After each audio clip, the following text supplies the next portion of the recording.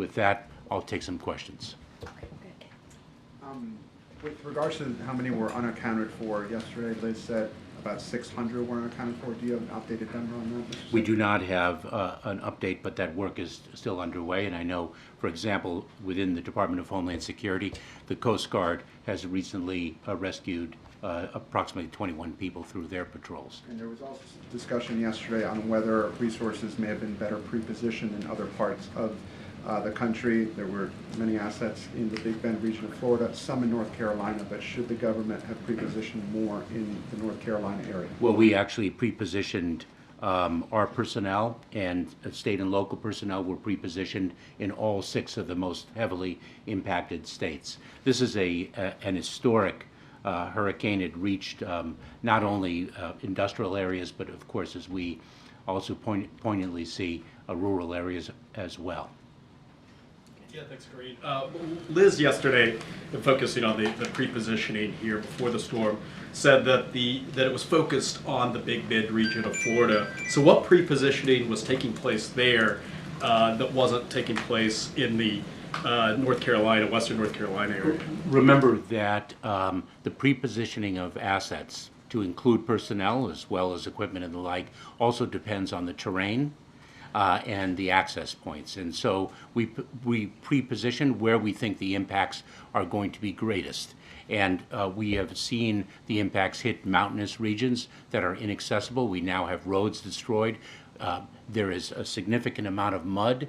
We understand that people are still situated in the mud, and therefore we cannot undertake debris removal until we are assured that the search and rescue operation has been completed. We have to be very careful about the lives that still can be saved. Well, what sorts of things were done in North Carolina before the storm came? Like, what was the federal presence there, emergency-wise? I don't have the specific numbers of the personnel already situated, but we can get you that data. Thank you, Secretary. Despite all the proactive things that the federal government did and its response, the sentiment, according to my colleagues on the ground from people, is that the federal government is not doing enough to help. Where are they? Where is the help? What is your message to those people? I would say the following, that we are there and we will continue to be there, and we will reach the most difficult to access locations. We are relentless in our efforts to ensure the safety and security of all. And as Corinne pointed out, we will be there for the long haul as well. And I must pay tribute to the heroic men and women, not only of the Federal Emergency Management Administration, but throughout the federal government and throughout the state and local enterprise. Thank you, Secretary, for talking about electric power. I'm curious about the status of cell phone service, as the Associated Press is hearing reports that people are having a tough time using their cell phones, being able to make calls, even reach you. Yes. What are you doing, and what is the status of that right now? In fact, communication has been difficult in a number of areas, if not impossible. A great deal of infrastructure has been demolished. We are working with the private communications companies as well as the FCC to ensure that we can rebuild communication towers. We have, for example, deployed 50 Starlink satellite systems to help with the reconstruction of that infrastructure. You mentioned that there are roads that have been destroyed. There are places that are so hard hit that it's hard to get to them right now. The President mentioned land bridges yesterday and working with the Defense Department. Can you talk about what the effort is right now to get to some of those hard hit areas and what the timeline is looking like to reach the people that are in need there right now? So this is at the President and Vice President's direction, an all-of-government effort. So it's not only by land, but we have deployed air assets. The Department of Defense has been of extraordinary assistance. I don't recall exactly the number of Army Corps of Engineers that have been deployed. I think it's close to 6,000. So it's an all-of-government effort to reach individuals, not just by land, but by air as well. And how quickly do you anticipate getting to some of those areas that have been cut off because of the roads being flooded? As quickly as we can.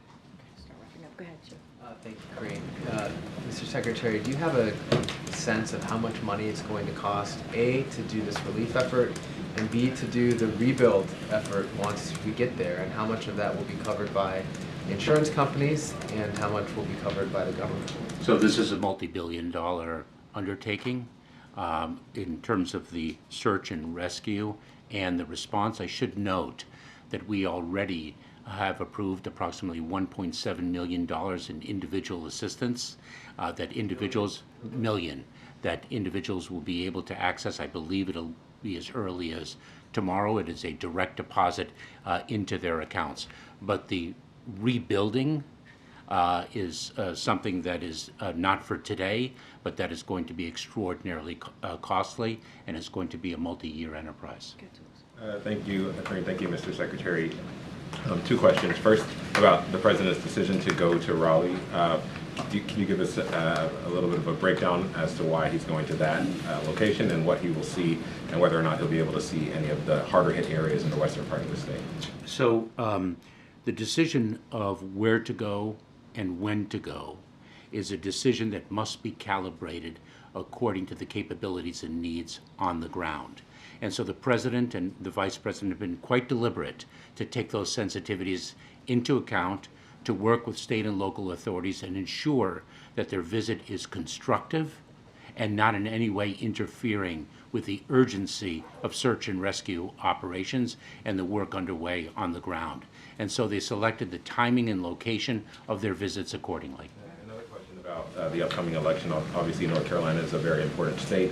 Do you have, and ballots are supposed to be going out in the coming days, do you have any sense of how much impact the hurricane had on the ability to carry out the election and carry it out safely? Well, the state and local authorities are in charge of their respective election efforts.